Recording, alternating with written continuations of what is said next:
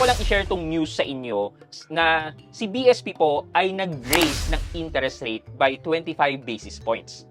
So ngayon, yung pakailan namin dyan? Well, yun na nga. Kala natin kasi, walang epekto sa atin to. Ano ba ibig sabihin yan?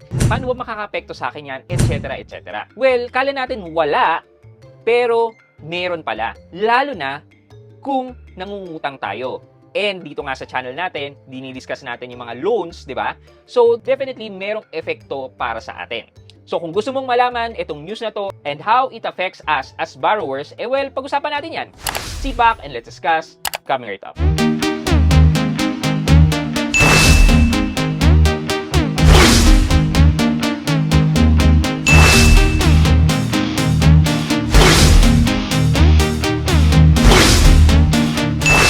Hi guys, this is Pat and you're in Pat Quintos Review TV. So if you're new to my channel, I do reviews about personal finance na meron akong experience or meron akong knowledge. Yung ginawa ko kanina ng videos and playlists na makikita nyo dito sa taas. At kung bago ka dito sa channel ko, you may want to consider subscribing to my channel. Okay, so without further ado, basahin natin itong news from Inquirer.net.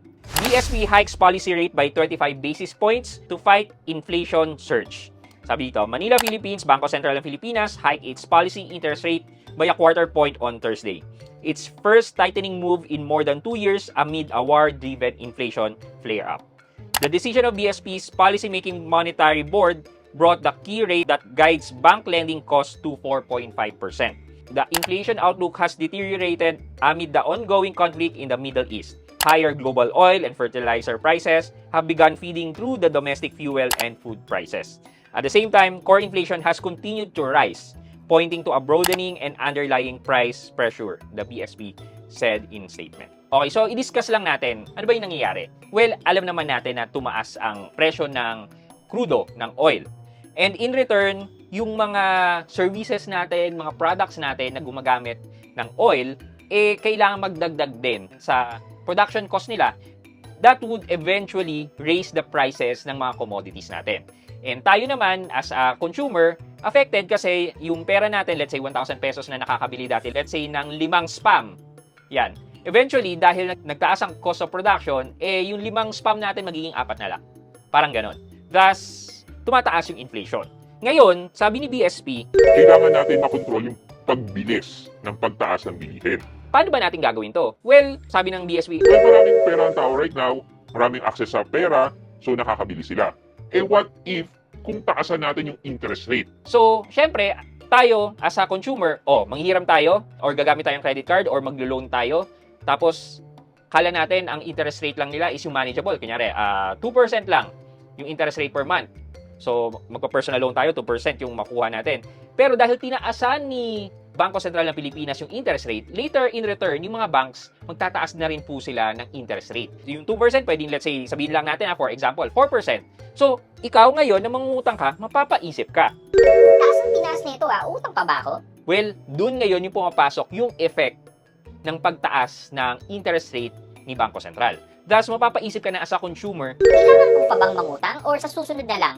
Kaya ko pa bang maghigpit ng sinturon at hindi mo na mangutang? so nagkakaroon ng ganong pag-iisip ang mga tao. Thus, hindi nabibili ng spam, bumababa ang demand. Ibig sabihin nun, pag bumaba ang demand, maraming supply, mapipilitan ngayon na bumaba ang presyo ng mga items natin. Yun yung effect ng pag-raise ng interest rate ni Bangko Sentral. Isa pa sa effect nito para sa atin is dahil nga tumaas ang interest sa pagpapautang na pwedeng dumating din sa atin as mataas din ang interest, there is also a possibility na kumonte ang pwedeng ipautang ng mga lending institution ng mga banks. Dahil sila rin ay medyo magiging tight na sa pagpapahiram. Mas magiging stricto sila in terms of paperwork, sa mga requirements, etc. Dahil sa pagtaas ng interest nila, there is also a possibility na magde-default yung mga magpapahiram sa kanila. Thus, ini-screen talaga ng mga banks and mga lending companies yung mga umuutang sa kanila. They are making sure na yung umuutang sa kanila is kaya talaga makapagbayad hanggang matapos yung term with that increase of interest. So, ang pangalawang effect niyan para sa atin is kukonti o liliit ang pwede nating mahiraman ng mga lending institution or mga banks. Pangatlo na effect nito para sa atin is that kung malaki yung nahihiram natin dati, posible din na lumiit ang amount na pwede nating hiramin. So yeah, more on tipid season nga to, belt tightening sabi nga ni BSP, kasi may effect nga yung pagtaas ng interest rate ni BSP. Sa mga taong nagsisave naman din po, yung pagtaas din po ng interest rate is nagsisignal yan sa mga banks, sa mga depositor na mag-save ng pera. Ang sinasabi ni BSP is, Because of the increase in interest, we are inviting people to save more money ngayon.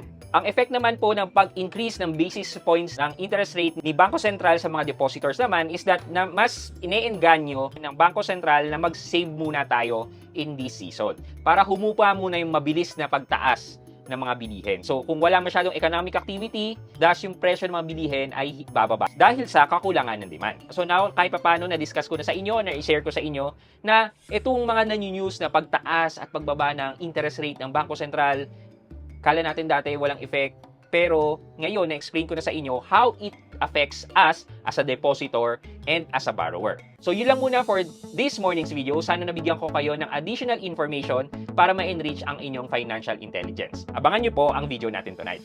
I hope you like this video, leave a thumbs up, and if not, wala namang problema dyan, but continue to support me by subscribing to my channel by clicking the subscribe button and also the bell button sa sabing subscribe para makareceive kayo ng latest notification sa lahat ng upload ko. Again guys, this is Pat Quinto and you're in Pat Quinto's Review TV.